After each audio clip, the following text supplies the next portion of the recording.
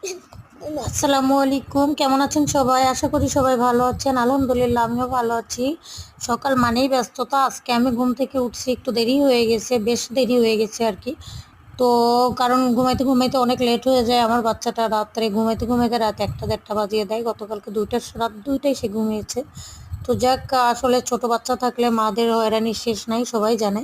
তো সকালে উঠে দেখলাম যে বেশ আলহামদুলিল্লাহ আকাশটা বেশ পরিষ্কার, রোদ উঠছে হালকা পাতলা। তো আমি সকালে উঠে অনেক কাপড় যেহেতু ঘরে জমা ছিল বেশ কয়েকদিন ধরে, তো সেগুলো নিয়ে যে আগে ছাদে মেলে দিয়ে আসছি। দিয়ে এসে তারপরে দেখি যে আমার হাজব্যান্ড অনেকগুলো মাছ এনে দিছে পাশের পুকুর থেকে, পুকুরের মাছ আর কি এগুলা। তো একদম ফ্রেশ ফ্রেশ কাসকি মাছ আর ডিমালা বড় বড় পুঁটি মাছ, দেশি পুঁটি। আর সাথে কি পেট মোটা কি মাছ বলে, আমি এটার নাম জানি না, অবশ্য রুই মাছও ছিল। তো যাক, আমি এগুলো তো দেখে ভীষণ ভালো লাগছিল, মাছগুলো দেখে খুবই টাটকা ফ্রেশ মাছ।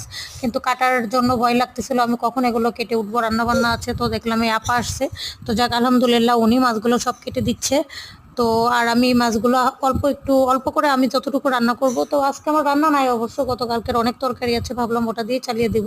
তো ফ্রেশ ফ্রেশ মাছ দেখে ভাবলাম যে যাক, হাজব্যান্ড আছে যেহেতু, উনি আবার এগুলো বেশ পছন্দ করে। তো আমি ফ্রেশ কাচকি মাছ সুন্দর করে ধুয়ে এই যে আলু আর পেঁয়াজ দিয়ে চচ্চড়ি করব। আর পুঁটি মাছ, ডিমওয়ালা পুঁটি মাছগুলো একদম মুছে করে মরিচ টরিচ বেশি করে দিয়ে একটু ভাজি করব। আর গতকালকে তরকারিগুলো গরম করব। সাদা ভাত বসাই দিচ্ছি আমি অলরেডি রাইস কুকারে। এই আমাদের দুপুরের রান্না বান্না আজকে। আপনারা কে কে রান্না করছেন অবশ্যই কমেন্টে জানাবেন। আর দোয়া করি সবাই ভালো থাকবেন, সুস্থ থাকবেন, আমাদের জন্য দোয়া করবেন।